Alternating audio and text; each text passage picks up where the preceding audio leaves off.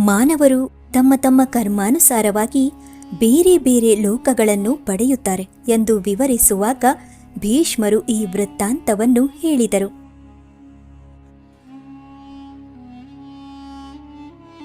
ಹಿಂದಿನ ಕಾಲದಲ್ಲಿ ಮೃದು ಸ್ವಭಾವದ ಜಿತೇಂದ್ರಿಯನಾದ ಗೌತಮನೆಂಬ ಬ್ರಾಹ್ಮಣನಿದ್ದ. ಅವನು ಒಂದು ಸಲ ತಾನು ವಾಸ ಮಾಡುತ್ತಿದ್ದ ಕಾಡಿನಲ್ಲಿ ತಾಯಿ ಇಲ್ಲದೆ ಕಷ್ಟಪಡುತ್ತಿದ್ದ ಒಂದು ಮರಿಯಾನೆಯನ್ನು ನೋಡಿದ. ಸ್ವಭಾವತಃ ದಯಾವಂತನಾದ ಅವನು ಆ ಮರಿಯಾನೆಯನ್ನು ತನ್ನ ಆಶ್ರಮದಲ್ಲಿರಿಸಿಕೊಂಡು ಪೋಷಣೆ ಮಾಡಿದ. ಕೆಲವು ವರ್ಷಗಳಲ್ಲಿ ಆ ಮರಿ ಬಲಿಷ್ಠವಾದ ಆನೆಯಾಯಿತು. ಅದು ಪರ್ವತದಂತೆ ಭಾರೀ ಗಾತ್ರವಾಯಿತು. ಒಂದು ದಿನ ದೇವೇಂದ್ರ ಧೃತರಾಷ್ಟ್ರನ ರೂಪದಲ್ಲಿ ಆ ಮದ್ದಾನೆಯನ್ನು ಎಳೆದುಕೊಂಡು ಹೋಗುತ್ತಿರುವುದನ್ನು ಗೌತಮ ನೋಡಿದ.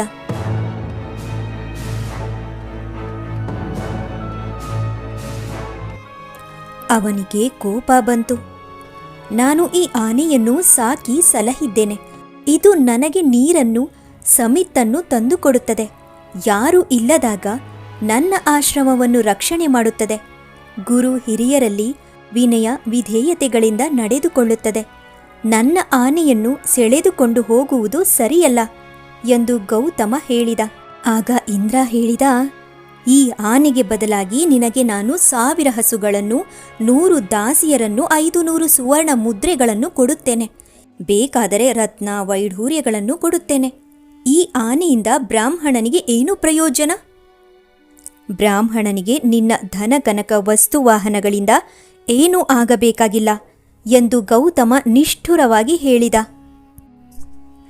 ಗೌತಮ, ಇಂದ್ರ ಹೇಳಿದ, ಆನೆಗಳಿಂದ ರಾಜರಿಗೆ ಪ್ರಯೋಜನವಾಗುತ್ತದೆ. ಅಲ್ಲದೆ ಆನೆ ನನ್ನ ವಾಹನವಾಗಿದೆ. ಆದ್ದರಿಂದ ಆನೆಯನ್ನು ತೆಗೆದುಕೊಂಡು ಹೋಗುವುದು ಅಧರ್ಮವಲ್ಲ.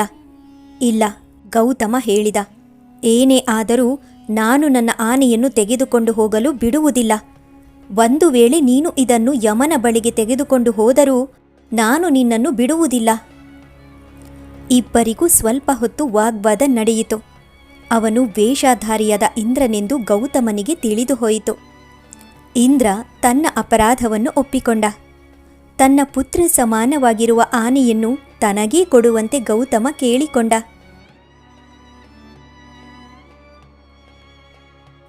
ಇಂದ್ರ ಗೌತಮನನ್ನು ಅವನ ಆನೆಯ ಸಹಿತ ದೇವಲೋಕಕ್ಕೆ ಕರೆದುಕೊಂಡು ಹೋದ. ಯುದ್ಧದಲ್ಲಿ ಮರಣ ಹೊಂದಿದವರು ಯಾವ ಗತಿಯನ್ನು ಹೊಂದುವರೆಂದು ಯುಧಿಷ್ಠಿರ ಕೇಳಿದಾಗ ಭೀಷ್ಮರು ಈ ವೃತ್ತಾಂತವನ್ನು ಹೇಳಿದರು.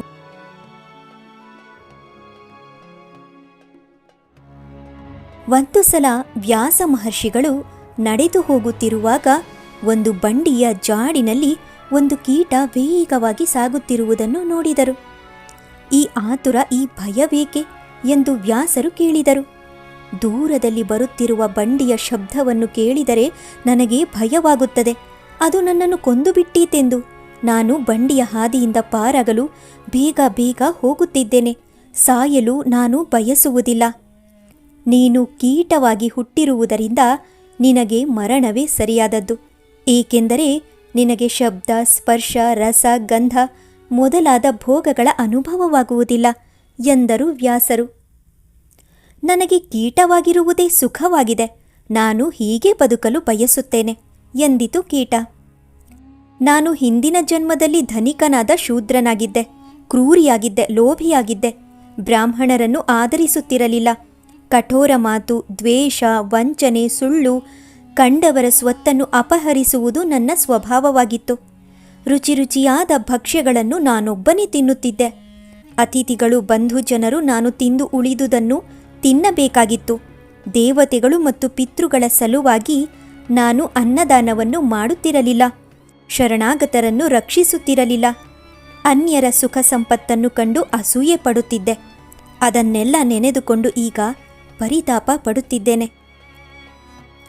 ಅಲ್ಲದೆ ನಾನು ಮಾಡಿದ 2 ಒಳ್ಳೆಯ ಕರ್ಮಗಳ ಸ್ಮರಣೆಯೂ ನನಗಿದೆ. ನಾನು ವೃದ್ಧಳಾದ ನನ್ನ ತಾಯಿಯನ್ನು ಶ್ರದ್ಧೆಯಿಂದ ಸೇವಿಸುತ್ತಿದ್ದೆ. ಹಾಗೂ ಒಮ್ಮೆ ಅತ್ಯಂತ ಗುಣವಂತನಾದ ಒಬ್ಬ ಬ್ರಾಹ್ಮಣನನ್ನು ಒಂದು ದಿನ ಸತ್ಕರಿಸಿದೆ. ಇನ್ನು ಯಾವ ಶುಭ ಕರ್ಮ ನನಗೆ ಶ್ರೇಯಸ್ಕರವೆಂದು ಹೇಳು? ಕೀಟವೇ, ವ್ಯಾಸರು ಹೇಳಿದರು, ನನ್ನ ತಪೋಬಲದಿಂದ ನಿನ್ನನ್ನು ಕೀಟ ಜನ್ಮದಿಂದ ಉದ್ಧರಿಸಬಲ್ಲೆ. ನೀನು ನಿನ್ನ ಧರ್ಮ ಕಾರ್ಯದಿಂದ ಒಬ್ಬ ಬ್ರಾಹ್ಮಣ ಶ್ರೇಷ್ಠನ ಪುತ್ರನಾಗಿ ಹುಟ್ಟುವೆ. ಆಗ ನಾನು ಬಂದು ನಿನಗೆ ಬ್ರಹ್ಮೋಪದೇಶ ಮಾಡಿ ಪುಣ್ಯಲೋಕಕ್ಕೆ ಕಳುಹಿಸುತ್ತೇನೆ. ವ್ಯಾಸರು ಹೊರಟು ಹೋದರೂ ಕೀಟ ಆ ಬಂಡಿಯ ಜಾಡಿನಲ್ಲಿ ಉಳಿದುಕೊಂಡಿತು. ಒಂದು ಬಂಡಿಯ ಚಕ್ರದಲ್ಲಿ ಸಿಕ್ಕಿ ಪ್ರಾಣ ತೊರೆಯಿತು. ಆ ನಂತರ ಅದು ಹಲವು ಪ್ರಾಣಿ ಪಕ್ಷಿಗಳ ಜನ್ಮ ತಾಳಿತು. ನಂತರ ಚಂಡಾಲನಾಗಿ, ಶೂದ್ರನಾಗಿ, ವೈಶ್ಯನಾಗಿ ಜನ್ಮ ತಾಳಿತು. ಅನಂತರ ಕ್ಷತ್ರಿಯ ಕುಲದಲ್ಲಿ ಜನ್ಮ ತಾಳಿತು. ಅದಕ್ಕೆ ಪೂರ್ವದ ಸ್ಮರಣೆಯೆಲ್ಲ ಇತ್ತು.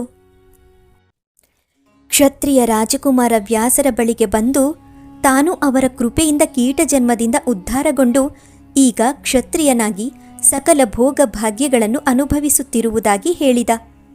ಮುಂದೆ ತನ್ನ ಕರ್ತವ್ಯವೇನೆಂದು ಕೇಳಿದ.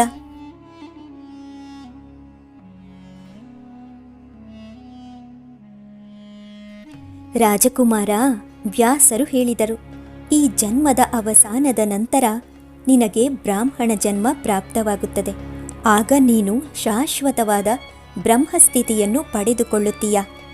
ಅದರಂತೆ ಆ ರಾಜಕುಮಾರ ಕೆಲವು ಕಾಲ ಧರ್ಮದಿಂದ ಪ್ರಜೆಗಳ ಪರಿಪಾಲನೆ ಮಾಡಿ ನಂತರ ಕಾಡಿಗೆ ಹೋಗಿ ತಪಸ್ಸು ಮಾಡತೊಡಗಿದ.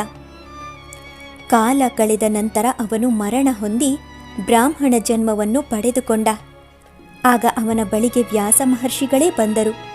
ಅವನಿಗೆ ಧರ್ಮ ಪಾಲನೆಯ ಕರ್ತವ್ಯವನ್ನು ಹೇಳಿದರು. ಮುಂದೆ ಆ ಬ್ರಾಹ್ಮಣ 100 ಯಜ್ಞಗಳನ್ನು ಮಾಡಿದ. ಬ್ರಹ್ಮವಿದರಲ್ಲಿ ಶ್ರೇಷ್ಠನೆನಿಸಿಕೊಂಡ. ಅವಸಾನ ಹೊಂದಿದ ಮೇಲೆ ಬ್ರಹ್ಮಲೋಕವನ್ನು ಪಡೆದುಕೊಂಡ. ನಂತರ ಭೀಷ್ಮರು ಯುಧಿಷ್ಠಿರನಿಗೆ ಹೇಳಿದರು, ಕುಂತಿ ಪುತ್ರ, ನಿನಗೆ ವಿಜಯ, ಅಪಾರವಾದ ಕೀರ್ತಿ, ಕುರು ಸಾಮ್ರಾಜ್ಯ ಎಲ್ಲವೂ ಶ್ರೀಕೃಷ್ಣನ ಕೃಪೆಯಿಂದಲೇ ಲಭ್ಯವಾಗಿದೆ. ಅವನೇ ನಿನಗೆ ನಾಥನಾಗಿದ್ದಾನೆ, ಪರಮ ಗತಿಯಾಗಿದ್ದಾನೆ. ದುರ್ಯೋಧನಾದಿಗಳ ಬಗ್ಗೆ ನೀನು ದುಃಖಿಸುವ ಕಾರಣವಿಲ್ಲ.